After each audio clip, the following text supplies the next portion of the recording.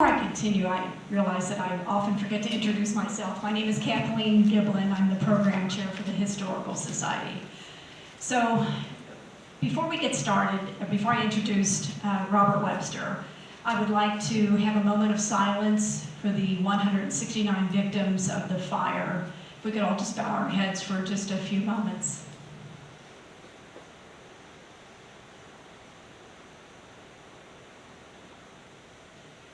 Thank you on that terrible night. So Bob Webster is a native of northern Kentucky. He graduated from Holmes High School. He received his Bachelor of Arts in Journalism in 1981. He was past president of the Kenton County Historical Society, and he's written over 24 articles on the region's history.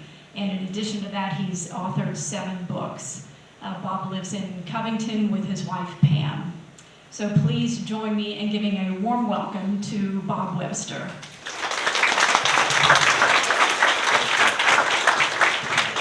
Thank you so much. I think I'll hold it so I can walk around. I appreciate it, though. What a nice crowd. Thanks again for having me out here. I'm going to get untangled real quick. Maybe. And bear with me, I'm getting over some seasonal allergies, which is not usual for me, but that's okay. We have a whole lot to cover though, so I'm going to get right into things as soon as I figure out which button to push. How about that one? She already told you all that. So, how did I get started on this book? That's always one of the questions. One of the busboys working there that night contacted me through the Kenton County Public Library. He was looking for a local history author. He got in touch with me. He said, "How would you like to read another book?" And I said, "I don't think so. My wife would probably divorce me." And I said, "What's it about?" "Well, it's about the Beverly Hills Supper Club." I'm like, "No, I think everything that needs to be said has been said, so I'm not interested." And he said he had a different story that I probably had not heard, so I gave him an hour of my time and started my own research because everything that he was telling me didn't make any sense to me. I had read all the papers. I was old enough to know what was going on back then, and nothing seemed to make any sense to me. So I started my own research, and within 3 months I told my wife what I had, and she said, "Oh my God, you've got to write this book." So that's where we got a hold of this. I said I was somewhat confused. All the early newspaper articles, files from the Kentucky State Police, attorney's notes from the later civil suits, something was terribly wrong. The details did not match what he was telling me. But I want you to know that this is just the facts. This is not the opinion of one busboy. We looked through hundreds of original witness statements, legal depositions, reports from the Kentucky State Police, the National Fire Protection Association, the Consumer Product Safety Commission, the National Bureau of Standards, the FBI was a 600-page report, personal interviews, legal briefs, previous publications. This was a 6-year investigation. I decided very early if I wanted to discuss the Beverly Hills Supper Club fire, I needed to start at the very beginning. Most of you, how many people grew up in this area?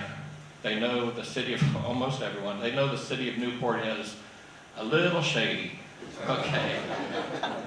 It did not start in the 60s, 50s, 40s, 30s. It actually went all the way back to the early 1900s where the Newport Barracks was a military installation there. Prostitution was rampant.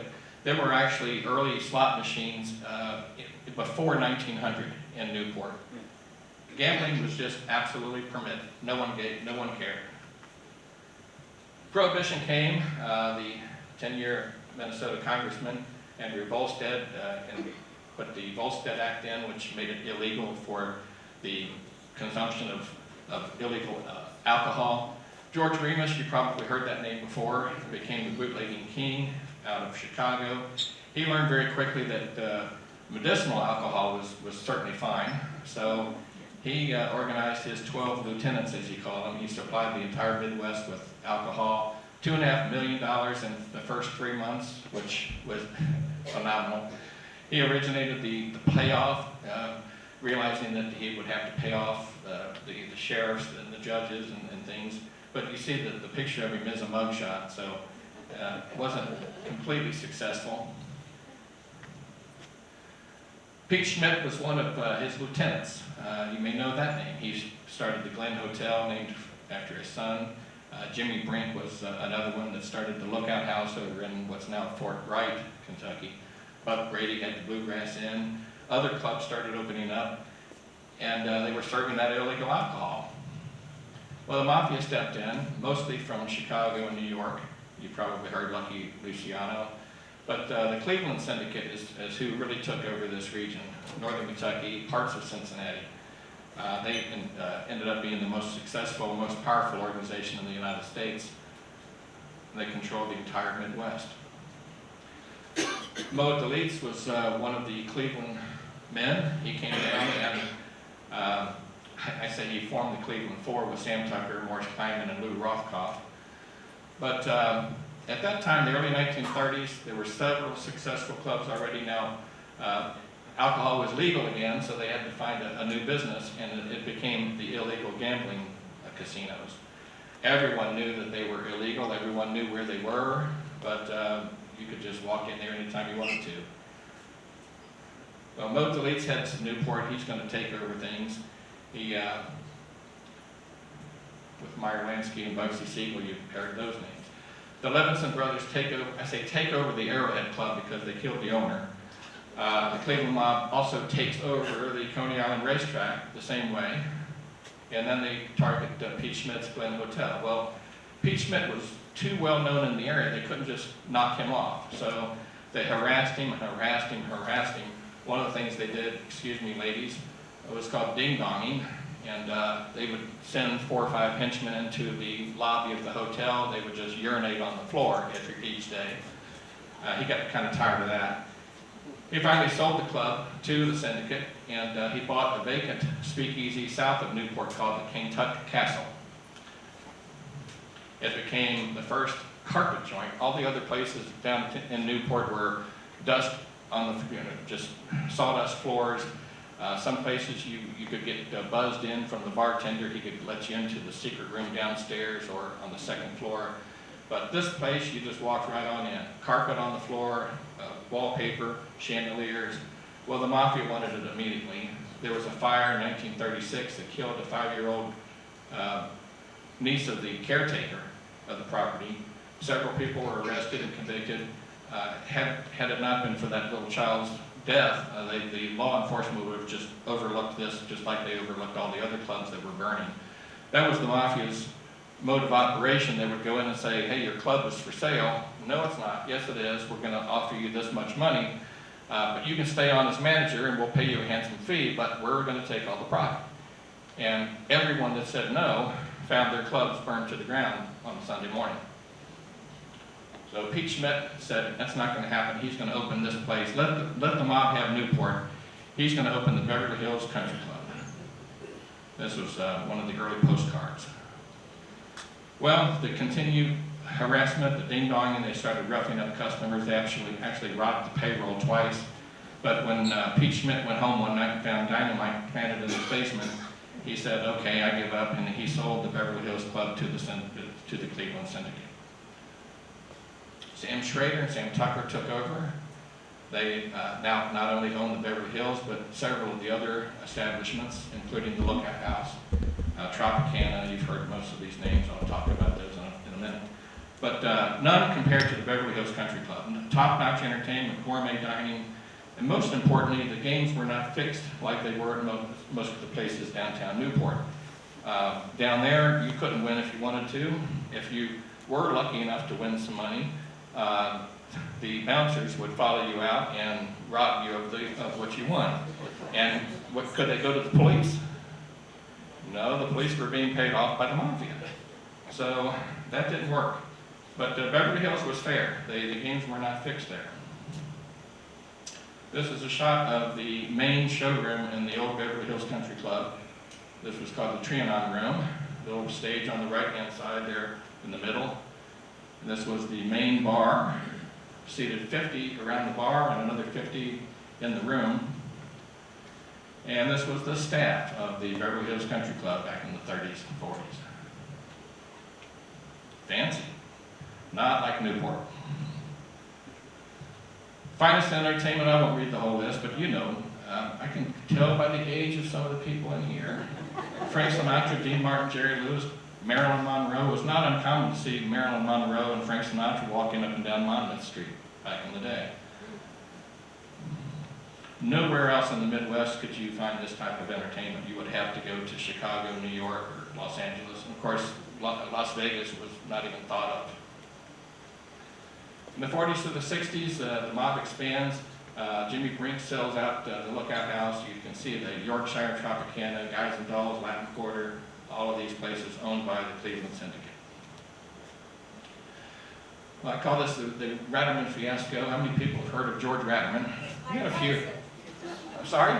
He is my cousin. Okay. Yes, he is.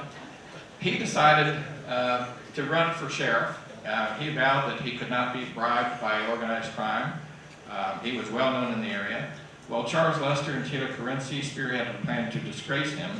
They called and said, "Hey, we give up. We're gonna turn things around. We're gonna go clean. Let's meet and talk about what we're gonna do." And he showed up. Well, his drink was drugged, and he wakes up in bed with one of the known showgirls. And of course, the police just happened to be there with cameras. And they picture him, and it's all over the front page of all the newspapers across the country. But of course, a simple drug test proved that he had been drugged. Many people were arrested, including policemen, police chiefs, judges, mobsters. A lot of people thought organized crime left Newport at that time. Sadly mistaken. The wide open gambling was gone, but Newport became a ghost town. I talked to so many business owners that they said we were sickened when they ran the mob out of here, because we were making money hand over fist. There were dress shops and jewelry shops open 24 hours on Monmouth Street because men would go win lots of money and go buy their wives or girlfriends or whoever they happened to be with that night whatever they wanted. So business dropped. Vacant shops and storefronts were everywhere. Overall, most citizens in Newport thought it was bad. Well, the Cleveland Mafia, Las Vegas was just getting off the ground then, so a lot of people went there into the Caribbean. The off-track betting was still a billion-dollar business in Newport. You could go into any of these clubs and bet on the horses. And there were a group of locals that vied to become the new leaders in organized crime. And again, I won't read the whole list, but Mitch Myers, John Croft, Sammy Eisner, you probably heard that name, Frank Screw Andrews, Harry Mahoney, Sam Wright, so Ben Keyes, these are some of the people taking over. A new mafia enters Newport, he mentioned earlier. The porn shops, the adult theaters, those were all owned by the syndicate out of New York. But Cleveland still had its stronghold in that off-track betting. If there was a glimmer of hope, it was when Richard Schilling decided to buy the vacant Beverly Hills Country Club. He had owned the Lookout House and made it a huge success. So he bought the place and promised $2 million in renovations, but there were rumors of mob threats immediately. He did not sell out. June 21st, there was a 1970 fire that burned the place almost to the ground. It was proven to be arson. I say, are the police still being paid off? Because they did not investigate very well. I've got some pictures here. That's the main bar. You see the damage done. They actually found cans of gasoline in the rubble that did not belong to any of the workers. And the power was off and the doors were locked, but the police still said they couldn't figure out how the fire started. Well, he did not sell out. Matter of fact, he promised more expansions. It became the showcase of the nation, as you know. Crystal rooms, Viennese rooms, garden rooms. He promised a new cabaret room with a capacity of 1,000. The old showroom only held about 500. So this was really going to be the place to be. You can barely see the old building in the background. He had been to Vegas and saw what they were doing out there with these fancy facades and the statues, life-size statues. It was really a glamorous place. How many people had ever been to the Beverly Hills? Quite a few, quite a few. This is one of the crystal room, part of the garden room, the main dining room. That's the old Trianon room. We're looking at it from the other view, so the stage is on the left, but this would have been used now for class reunions and wedding receptions and things of that nature. Another shot of the crystal rooms. The main bar with that beautiful 1970s paneling and decor. And then we have the cabaret room with its large stage. I call the 1970s a decade of violence. The Galaxy Club, Lookout House, Cabana Restaurant, all burned in suspicious fires. There were gangster killings weekly. Sammy Iser was murdered gangland style. Police corruption continues, I say. Tom Sawyer restaurant over in Ludlow. Bodies floating. They have pulled that body out of the river with his arms and legs tied behind him. He was from Cleveland, I'm just saying. Governor Breathitt, former Governor Breathitt, came forward and said that he had been threatened by the Cleveland Syndicate because he wanted to outlaw pinball machines because it was a form of gambling, and they told him not to, and he didn't. Brass Ass, the Pink Pussycat. Greater Cincinnati Airport Terminal fire killed 2 airport firefighters. That was proven also to be arson. There were changes in Cleveland as well. The group there became much more violent than they had ever been before. And I say, why is all of this important? We've spent 10, 15 minutes and I haven't even gotten to the night of the fire. I want to make sure you understand that this was not the 1920s, and it's not Chicago or LA or anything like that. This is Ohio and Northern Kentucky in the 1970s. There were 45 car bombings, 60 murders, and 40 arson or suspicious fires in the 1970s. Back at the Beverly Hills, business is better than ever. Mr. Schilling had planned on a 500-room hotel and convention center. Matter of fact, there were bulldozers on the site for that purpose. There were more rumors that the mob wanted to buy the place, and there were several employees that actually overheard ultimatums. You better sell us this place or you may not have a place to sell. I think a lot of people knew that the Beverly Hills might be torched, but no one knew when. May 28, 1977, the place was packed. The Roadrunners Club out of the Ashland, Kentucky area, 2 Greyhound buses of senior citizens. There was a bar mitzvah, there was an intimate dinner party for their doctors and wives, 4 separate weddings, the AAA from Dayton, Ohio, retirement parties, anniversaries, birthdays, and engagements. It was estimated that 2,500 people, including employees, would be in the club that night. Early afternoon, David Brock, the busboy I mentioned, he entered the Zebra room to get that room set up for a small wedding reception that was going to be there. That room only held about 25 people. But he sees maintenance workers on ladders, and several other employees reported seeing them as well. Club reservationists also saw unknown workers in the basement that morning, as well as several days before, earlier in the week.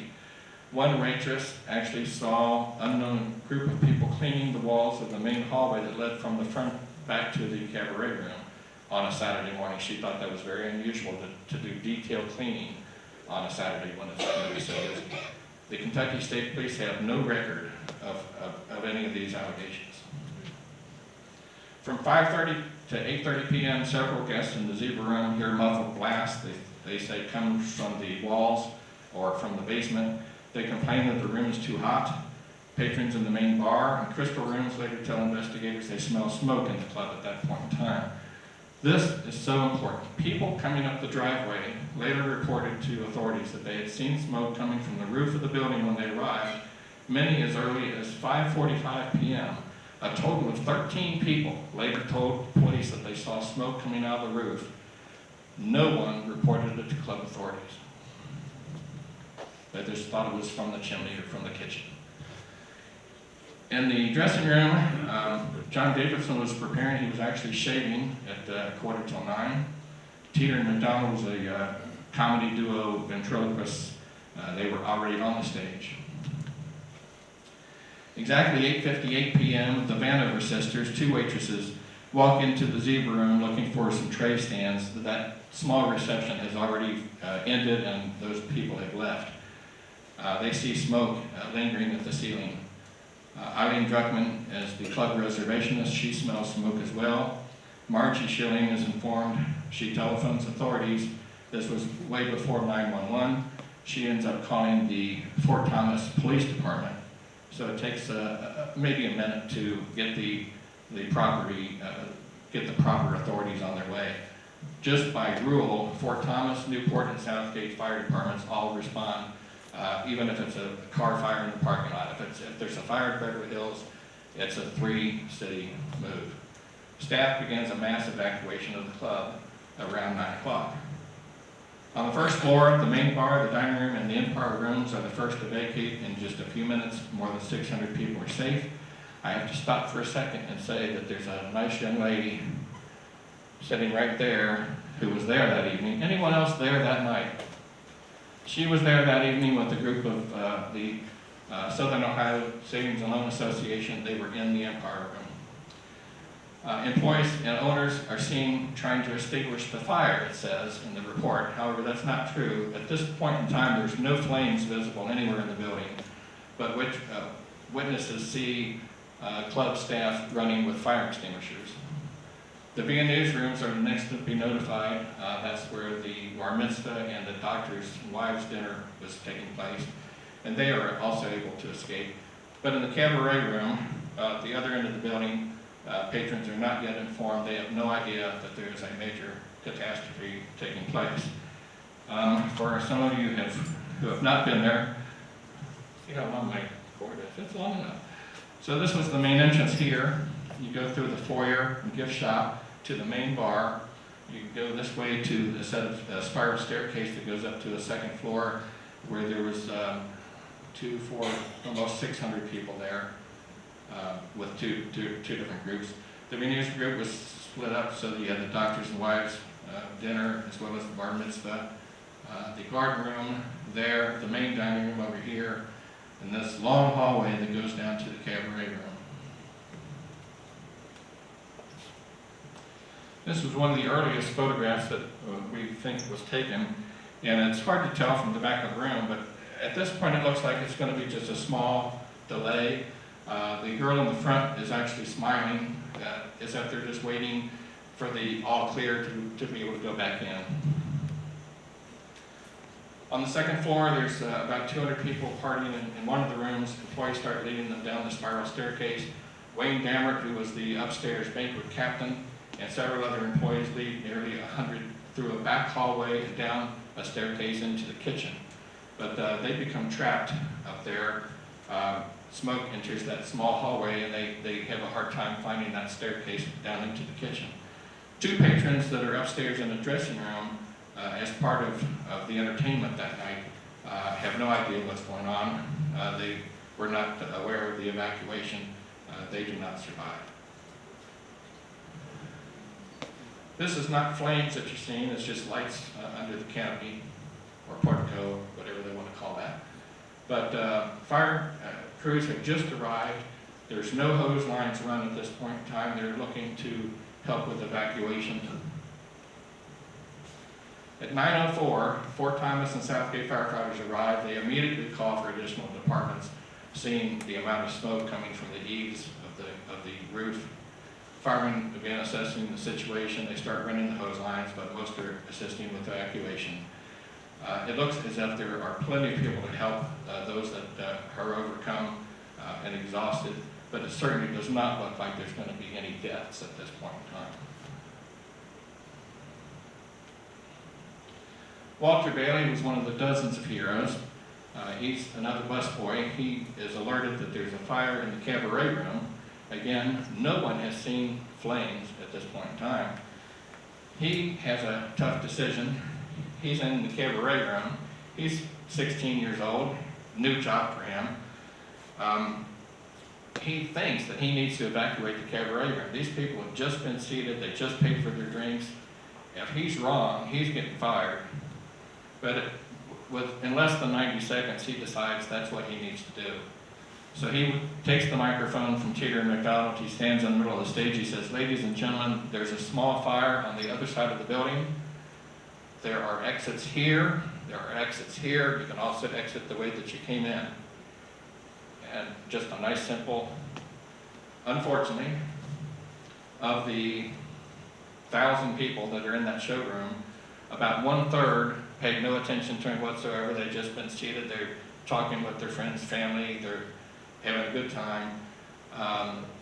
Another third thought that he was actually part of the comedy routine for some reason. They later tell investigators. And only about 1/3 of those people actually stood up immediately, gathered their belongings, and headed for the exits. This is the west exit from the showroom. This is the east exit facing Route 27. How many people have heard they had some of the doors locked? Always amazing. This is one of the doors that was reportedly locked. The one that you see people coming out of. 9:18 p.m., firefighters learned that there were people still exiting the cabaret room. There's still no fire there. All but about 500 people have escaped the building. Flames and smoke finally raced down that long hallway to the cabaret room. But by 9:20, there are nearly 100 firefighters on the scene. This is a shot from the bottom of the hill at the entrance of the driveway. There was a small little pub there called the Oasis Club, if you remember that. But this is a little bit later in the evening, but flames are already through the roof. This was about 10:30. The problem in the cabaret room was a couple of things.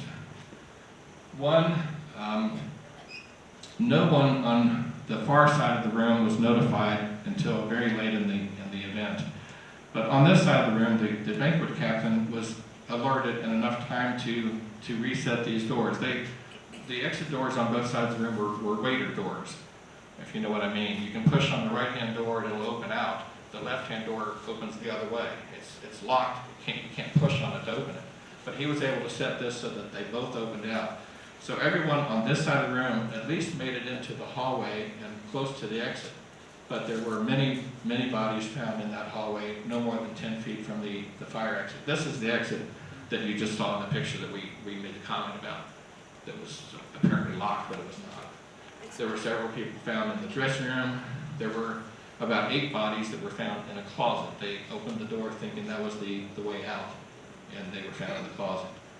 On the other side of the room, it was much worse. The waiter doors were not reset, so you have 100, 200 people trying to get through a 3.5-foot doorway, and they simply were overcome with the smoke. They fell to the floor. Other people fell on top of them. People fell on top of them. People fell on top of them. When firefighters finally arrived outside to get into that exit door, they described it as bodies being stacked like cordwood. Some still alive, some not. I had a hard time deciding which pictures to use in my book and the slideshow, but in my opinion, when I say 169 people were killed these days, it just doesn't seem to mean much, because we have so many disasters and plane crashes and terrorist bombings, but I needed people to see what these first responders and the other guests there dealt with when they first arrived. This was the outdoor wedding chapel that had so many beautiful moments. They ended up using that facility as a triage center, trying to determine whose wounds were worse than others. This was a picture from across the road, and a shot from the air the following morning. This was the scene at the Fort Thomas Armory, which was turned into a makeshift morgue where families came for the next couple of days trying to identify their loved ones. The initial news releases, they said that there was a 20-minute delay before alerting authorities. Many of the fire exits were chained and locked. Nearly 3 times the capacity in the cabaret room, no sprinkler system, How many people remember all of these comments being made right after the fire? None of those are true. I call it terrible reporting by newsmen wanting to be first. I feel confident that if someone would have come down from the hillside and told Nick Clooney, who was there, I heard a bomb go off, they would have put it on the news. It was a massive explosion, they had a bomb set. They just printed whatever people told them.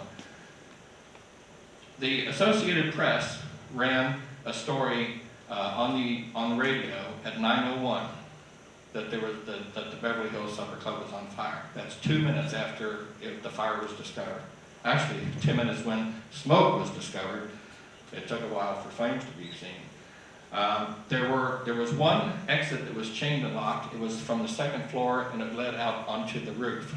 You would have had to climb out on the roof and try to get your way down from there. It was a service exit. There was one exit that was chained and locked from the Viennese room, but through previous remodeling, that exit could not be seen from the inside, number one. Number two, the cabaret room guests would have had to go into the fire to get to that exit. So the report of locked exits was false. The Kentucky State Police put together a list of everyone that was in the cabaret room, and including staff, there was 1,051 people. The room was built for 1,000. So was it crowded? Yes. Was it grossly overcrowded by legal definition? Absolutely not. The Kentucky State Police came forward. Governor Carroll actually took over the investigation for some reason. They determined that the fire started somewhere near the Zebra Room. There were major electrical problems. He decided that Schillings would be found negligent and maybe indicted for murder. But they began bulldozing on Monday morning. They cited several code violations, including the locked exits overcrowded and that 20-minute delay. They also said there was absolutely no fire in the basement, according to Governor Carroll. A grand jury was put together to determine whether Mr. Schilling would be indicted, but most of the public in this region that read the newspapers, I think, were overwhelmed when it was determined that there was no overcrowding, no deaths due to code violations, no delay in reporting the fire, no negligence by the owners. They actually gave great praise to the staff for the safe evacuation of more than 2,300 people. They did say that the fire started somewhere near the Zebra Room and was most likely electrical in nature, but because they had already done so much bulldozing, they couldn't determine anything more than that. Officially, still today, the fire started somewhere near the Zebra Room, was most likely electrical in nature. There were several code violations they say led to a high death toll. There was no mention of the witnesses who saw the workers in the building, no evidence of fire in the basement, and no sign of arson. That's what still is the official ruling today. Stan Chesley was a nobody attorney. He came forward and said, I'll take on the class action lawsuit. It was the first one of its type in the United States. He decided that very early that it was going to be impossible to determine exactly how the fire started and exactly why so many people died. So he was going to sue everybody. He ended up suing 1,151 defendants. It was so many that they had to break it into 3 phases. He sued the aluminum wiring companies. He lost that. The jury was asked very specifically, did aluminum wiring start the Beverly Hills Supper Club fire? There was absolutely no evidence to indicate that, so the jury said no. He decided to go after the PVC companies, any of the plastics that were in the building. He's going to prove that the smoke from the burning plastic is what killed everyone. He lost that suit. Then he went after the products division. If you simply supplied cloth napkins to the supper club, you were going to be held liable because the smoke from those burning napkins is what killed everyone. He lost that suit. But at the same time, and I talked to several attorneys that worked in this lawsuit. His mode of operation was to take a folder of pictures of the deceased bodies, and if you own that cloth napkin company, he's going to show you those pictures and say, you've got a $200,000 insurance policy. This is the pictures I'm going to show the jury. You want to settle out of court? Yes. How about 100,000? No. How about 200? How about 150? He ended up collecting $2.5 million, no, $25 million out of court settlements because none of these companies wanted to go to trial. General Electric was the only one that stuck it out because they knew they had done nothing wrong. And through a retrial of aluminum wiring companies, they were the only company left. Everyone else settled out of court. Somehow the question that was asked the jury was changed. And the question was, quote, could a binding screw connecting aluminum wire to copper wiring start the fire at the Beverly Hills Supper Club? Could it? Well, the jury had to say, yes, it could. They could have said, could a toppled candle start? Yes. Could it have been arson? Yes. So General Electric lost that suit, and he was able to get a little bit more money for the victims. Of course, 70% went to him and the attorneys. David Brock came forward several months after the fire. He talked to the club's owners, and he said, has anyone ever talked to those workers that were on the ladders in the zebra room? And one of the Schilling boys said, what do you mean, Dave? Well, they were in there working on the ceiling the morning of the fire. Well, what were they doing? Dave said, they told me they were working on the air conditioning. And Mr. Schilling said, we don't have any air conditioning in the ceiling of the zebra room. There's just vents. There's nothing for them to be working on. And it was determined very quickly that they had been burned down. Dave kept quiet for 25 years because he figured if the mob just killed 169 people, him and his family are not safe. So he kept quiet till the 30-year anniversary. At that time, because he thought he was the only person that saw these suspicious people. But at the 30-year anniversary, he talked to other waitresses who saw the same thing. He talked to the waitress that saw people wiping down the walls of that long hallway. So he went to the Kentucky State Police and said, we have new information. And you're not going to believe this. So a week later, they came forward and said, we looked into it and we're not going to reopen the case. So we went down to the Dry Ridge Post and talked to the secretary there and said, has anyone come in here looking for the records for the Beverly Hills Supper? Oh yeah, you're the second person looking for that. There was a lieutenant from Frankfurt came up last week, and they went in the back and they pulled out one box and they looked at one folder and they said they'd be back after lunch. They never did come back, but they looked into it. So he put together his own research team. Myself, just a local historian, author, researcher. Glenn Corbett was world-renowned fire science expert. He teaches fire science at John Jay College in New York. Rodney Rady was a two-time former Kentucky State Fire Marshal. Peter Savino was a retired captain with the Cincinnati Fire Department, just happened to be there that night as a guest. He's the one that said he witnessed the fire racing down that long hallway, and he told the police, there's no way in my 35 years with the Cincinnati Fire Department, there's no way that fire raced down that hallway had it not been accelerated in some way. So there was a reinvestigation. As I mentioned at the beginning, we went through thousands of pieces of paperwork, almost 6 years of research. The most damaging evidence actually came from the Kentucky State Police files. There's very little in the files that matches what was made public in the various newspaper articles. What expert investigators first discovered was quickly hushed, and there seemed to be a rush to judgment that faulty wiring would be the named culprit. As an example, on May 30th, the fire was on the 28th. It was reported that an oil generator exploded in the basement under the zebra room. Well, they had already told us there was no fire in the basement. They promised a full investigation. They're certain of an explosion in the basement. Governor Carroll actually takes charge of the investigation at that time. The very next day, there's a wall of silence. The press is kept out of the mix. Investigators are ruled out the basement, saying that it was untouched by flames. They ruled out arson completely 2 days later, even though the governor's entire task force had not yet arrived. The fire marshals. One of my favorite interviews was with Clell Upton, who was in charge of the fire marshals at that time, and I got a hold of him in Florida. He's deceased now. But we called him in Florida and told him what we were doing. And he said, well, I'll talk to you, but do you want the truth or do you want what's been said all these years? And I said, well, we'd like the truth. And he said, Governor Carroll, we told Governor Carroll on Monday morning that the fire was arson and that it started in the basement. And he said, no, we're not going that direction. Governor Carroll ordered the fire marshals back to Frankfort and had the Kentucky State Police finish the investigation. What they determined before they were kicked out was that the basement would be their major point of concentration. There was evidence of tampering throughout the basement. Timers were found in the rubble. Timers were found in the rubble. Two were set on PM. Two were set on AM and one was set on PM. The fire was started in an air conditioning unit directly below the Z room in conjunction with a breaker box that had been tampered with there.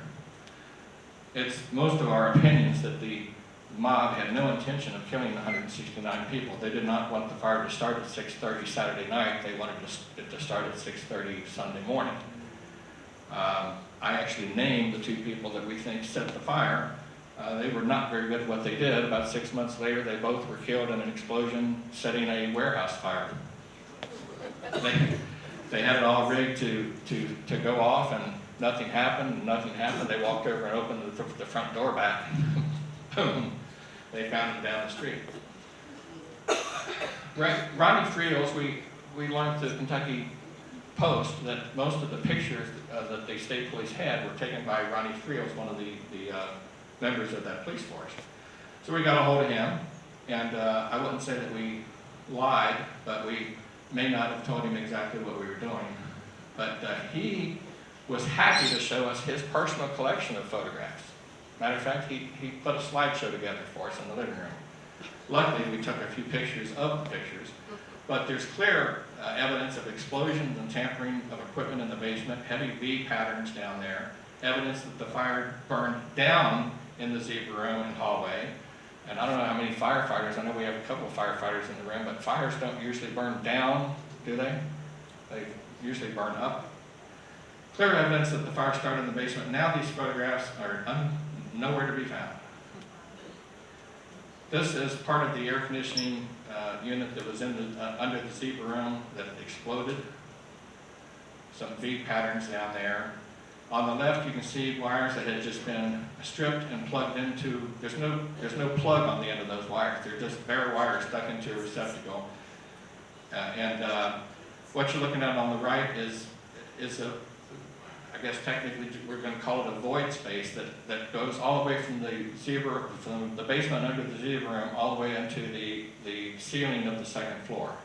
And that's really what fueled that fire to go all the way up to the ceiling of the second floor so quickly. So the fire actually burned inside the walls long before it was ever noticed by the public. This is part of the zebra room. As you can see, the fire burned down the walls. The bottom of the wall where the receptacle is just fine.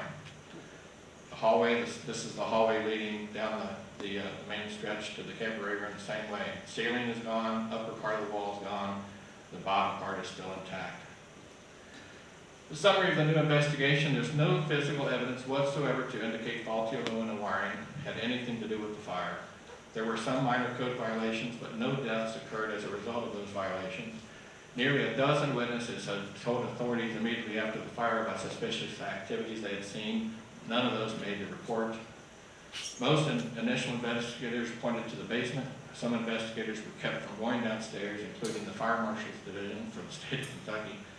There's evidence of either a cover-up or a conspiracy involving Governor Carroll and or the Kentucky State Police, and that the fire clearly spread from the basement within the walls and into the ceilings and then burned down from above. All the physical evidence points to arson. This is the new memorial that was dedicated a couple of years ago. The property stood vacant for 35 years or so. Developers finally made a deal with the city, and there's now some luxurious homes and senior center at the top being built. At their expense, Fisher and Ashley Holmes put this memorial together at the bottom of the hill. There was never any place for the victims' families to come for any type of closure. The book obviously is for sale. I have a couple of other books that you might be interested in up here on the table. I also have quite a few artifacts from the Beverly Hills as well, and I am open for questions. If I can hear you, you might have to scream. No questions at all? Yeah, I saw Kucinich name on there, Cleveland. Uh-huh. What was his? I didn't catch it at the time. He was not involved, but there's a lot of suspicion about him and his office as governor. You can do some research on it. Oh, they didn't have a question. Please. Oh, the question, she said the governor of Ohio, former governor of Ohio, Kucinich's name was in there. Not a lot to talk about, but you can do some research on him, and he just has some shady activities in his past, but tied to the Youngstown and Pittsburgh mafias. Yes? Did you feel threatened while all of this was happening? About 6 months after I started the research, my wife and I went and got our conceal and carry permits because I was scared to death. I met with several people who admitted they were with the Cleveland Syndicate. They wouldn't tell me anything with a name, so I told them I can't use anything, unless I can back up what you're telling me. But the only person who actually threatened Dave or myself was Governor Carroll. We went to visit him. I said, I just have a question. We'd like to know why you ordered the bulldozing Monday morning. The fire was Saturday night. They started bulldozing Monday morning. He said, well, I don't remember giving that order. I said, well, we have a signed affidavit from the bulldoze operator that said that you gave that order. Well, I don't remember when it was. I said, well, we have a picture of you standing on the running board of the bulldozer that was printed in Monday afternoon's Kentucky. You just need to get the only person that threatens. Yes, sir. I'm interested in the timers that you were talking about, the AM and PM. Can you expound on that a Yeah, little the bit? timers that the fire marshals found, clearly at least one was set on AM and one was set on PM. So we're convinced that the fire was supposed to start at 6:30 Sunday morning, not 6:30. That's in the documentation? Yeah, Those were well, found? that's in the fire marshal's verbal comments to me because it's not in the report. Okay. Never made the report. Yeah. That's what the fire marshal told us. Yeah. Do you think there'll ever be anything come clean out of it? Do you think? Absolutely not. We finally got a hold of some governors and higher ups in Kentucky that seriously might look at it.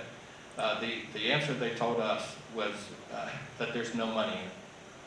It would cost the state way too much money to investigate the way that we did the investigation, but they would have to do their own, of course. I get that. And there's just not enough money to spend since there's no one to indict for murder. All the people that are involved are deceased. Number one. Number two, they would have to admit that the state screwed this whole thing up. And that's just not going to ever happen. Anything from the federal level? No. Yeah, the FBI had records in their files that they knew something was going to happen, but they didn't know when, they didn't have any way to prevent it. But it is in the FBI files that the Beverly Hills was going to burn. Yes, sir. The final tally of the number of deceased, Yeah. If you, 169. it's 160. If you read the newspaper what's today, the 12th? So we 2 more weeks before another anniversary, and the newspapers and the TV crew will say Beverly Hills Supper Club, where 165 people were killed. It was determined very early by the grand jury that unborn fetuses would be included in the death toll. I can tell you that the memorial over there includes 169 names. So feel free to correct anyone that brings that 165 up. It's 169. So what you're saying is 4 people? Four women were pregnant at the unborn, time. Is that what you're saying? Yes. And there's other deaths that we can associate to this fire. I talk about a kidnapping and murder of a 5-year-old boy as a result of the mob trying to shut up one of the waitresses. That's documented. There were at least 3 suicides from people that worked at the club that just could not handle that. There was a gentleman from Indiana that drove over to identify his daughter and had a heart attack on the way back home, ran off the road, he was killed. There's probably a dozen that we could associate otherwise, but but as the actual event, 169.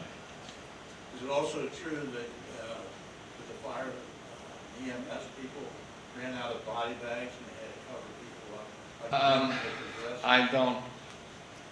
I don't know that to be fact, no, sir. Yeah, all the way in the back.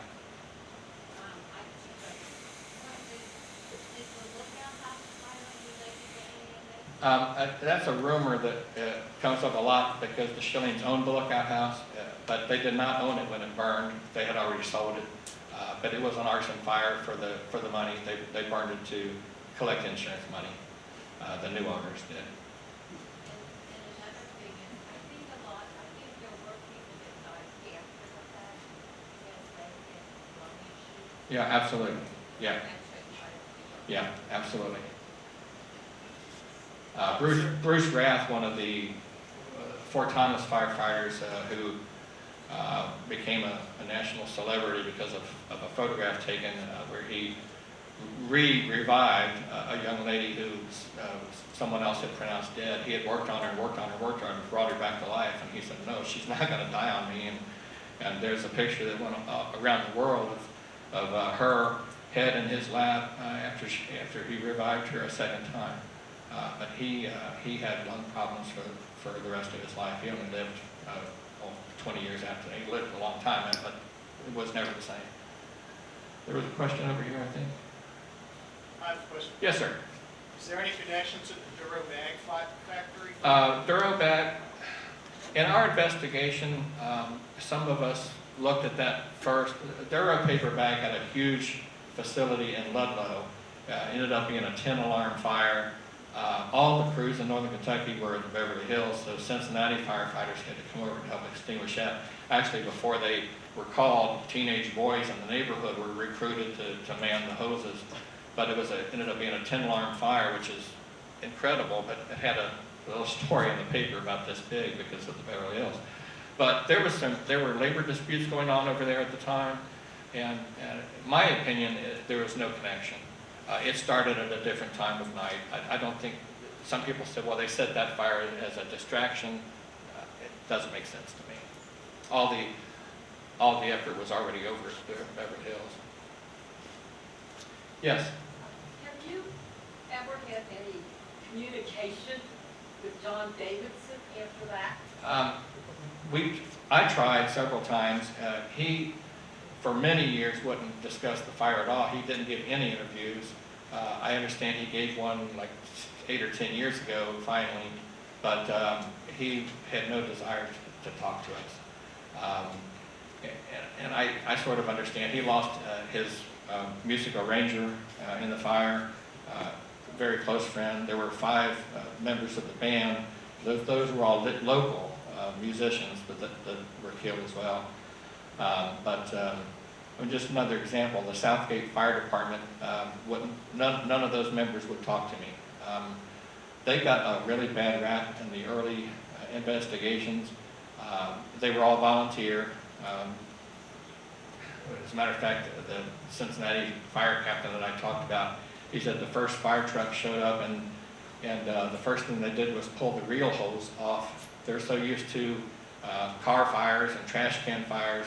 The reel hose is just like a 2-inch red hose on the top of the fire. It's a garden hose. So they started pulling that off, and he's like, "What the hell are you doing?" So they had bad rap. But in my opinion, in all my investigation, they did an incredible job for the training that they had, and I would have certainly not have thrown them under the bus at all in any interview that I would have given them. Yes, sir.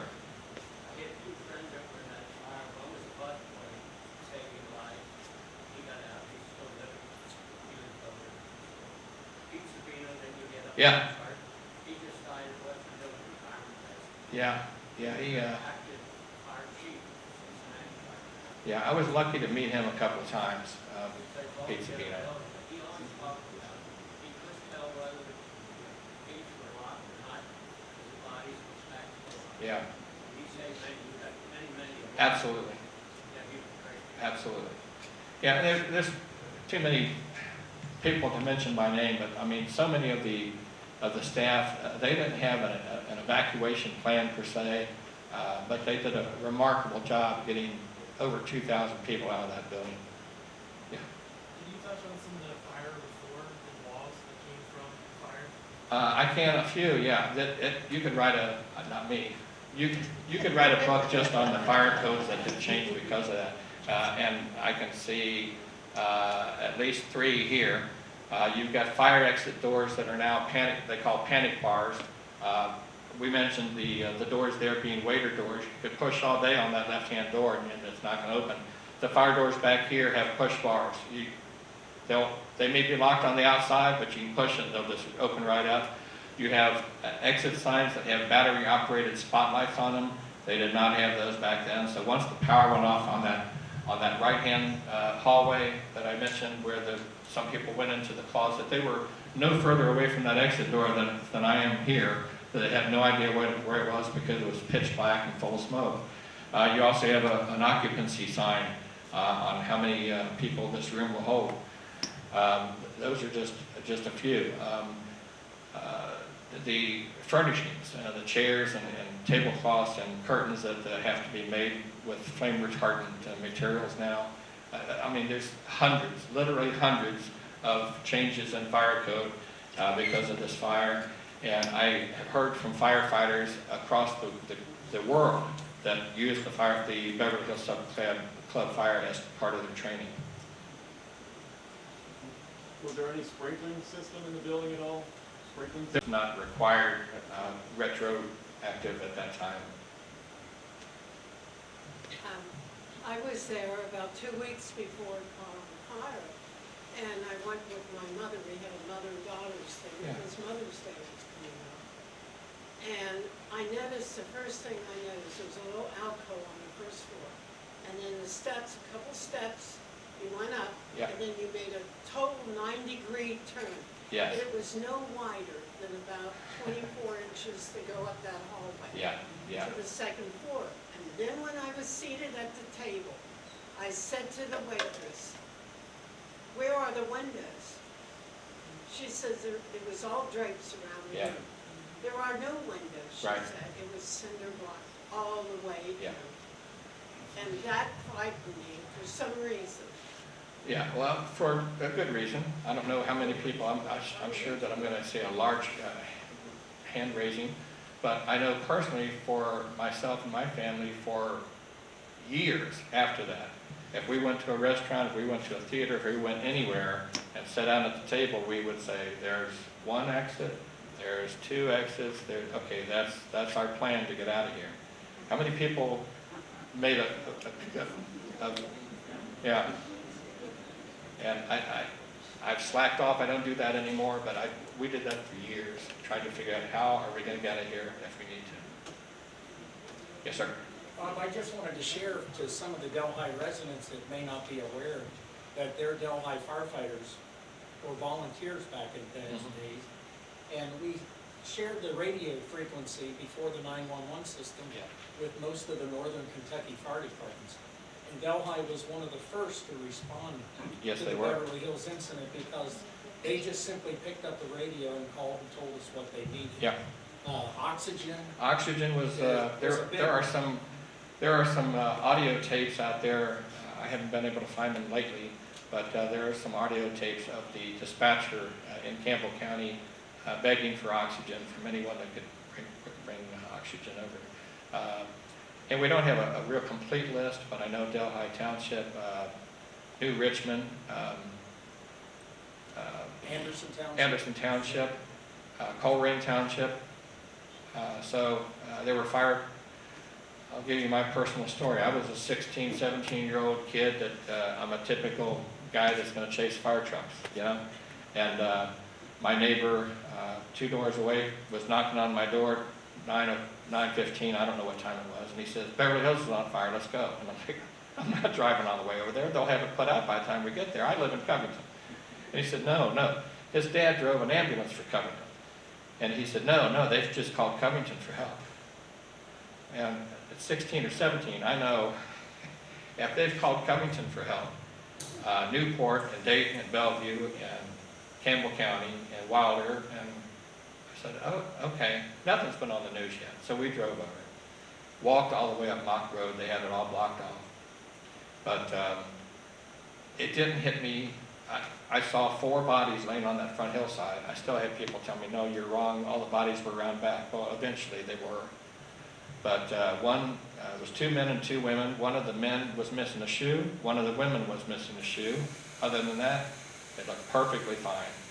No smoke under their nose like you would see on TV or whatever. I couldn't figure out why they were laying there. But when I walked back down and got to the bottom of the hill and saw a fire truck from Harrison County, which is an hour and a half away, like, wow, okay, something's going on here that you didn't see all those bodies. Thank God that I did not walk around to the back of the building. I don't think I would ever be right. But 522 first responders and 77 pieces of apparatus, I believe, was the final count. Don't hold me to that. I can read my book. But that's a lot of help over there, and they did a marvelous job. But unfortunately, when the fire was burning in the walls and ceilings from about 6:30 to 9 o'clock, once it broke out, it was over. Yes? Bob, what happened to Schilling after? Schilling, the father was actually in Florida recovering from hernia surgery, so his 3 sons were running the show. They tried to get back in business.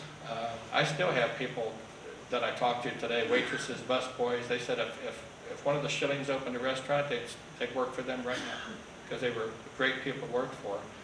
They opened a restaurant called The Islands down on the river. They also had a short success with a floating casino on the Mississippi, but they were wiped out financially. They had a hard time getting things back together. I still have people say, well, I always thought the Schillings burned it down for the insurance company. Yeah, they had $500,000 worth of insurance, and they were making millions. Yeah, come on. But yeah, there's one of the sons left. The others deceased. Yes. So after the fire, who owns that property? Because now it's all homes, and Yeah. I don't think I want to live in a home where a bunch of people died. One of my high school friends called and said, "Hey, we just bought a house on the." Well, go right ahead. No, it sat vacant for a long time. It changed hands at least 3 times. It was mostly owned by a company that builds retirement facilities and retirement villages, but just within the last 3 years is when it was purchased by Fisher and Ashley Holmes in collaboration. And I have people, I wish I had $1 for everyone that said, I don't think anything should ever be built there. It should just be made a park. And I said, well, it's been for sale for $30 million. So if you have $30 million, you can buy it. And I think that's a great idea. I would love for it to just remain, vacant space and a beautiful park. But unfortunately, that's not how things work. People said that there should be a memorial built. We went 35 years with just a small temporary memorial that we built. Wayne Dammert, Dave Brock, and some other folks. When Fisher came forward, they did 2 things. When we actually sat down with them, Dave Brock did the most of the work, but we looked at the blueprints and realized that they had part of the senior citizen center that was sticking out where the chapel would have been. So where they laid out all the bodies and did all the triage, and we thought that should just be green space. They didn't have to do that. They changed their plans and turned that building so that behind that building is still green space where the deaths really took place. And like I said, they built an absolutely magnificent memorial at the bottom of the hill. It would have never. We tried raising money 3 times, selling bricks from the Supper Club.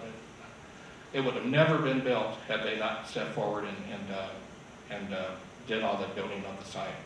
And if you get a chance to go over there, there's one panel that gives credit to all the firefighters that were there that night. One that's the history of the club. There's a separate brick with engraved name of each victim, and they did a marvelous job. Yes, ma'am. You said you get some artifacts? I do. If you get a chance to come up, I will kind of describe. I have part of the Empire Room carpet where the nice young lady was sitting that night. I have some things from the old gambling era. The plates and silverware is from the gambling era. The Schilling family, they learned very quickly that people were stealing. If it said Beverly Hills, people were stealing it. So they had very simple plates with just a gold band around it. But what you see here came from the gambling era. I have a pack of playing cards. I have some of the old poker chips. And it just says BH on it. Anyone want to tell me how come it doesn't say $5, $10, $25, $100 like poker chips do today? Well, it was all illegal, right? So if I own the club and I get busted, you know, what kind of tax am I going to pay? Well, these are 5-cent chips. These are penny chips.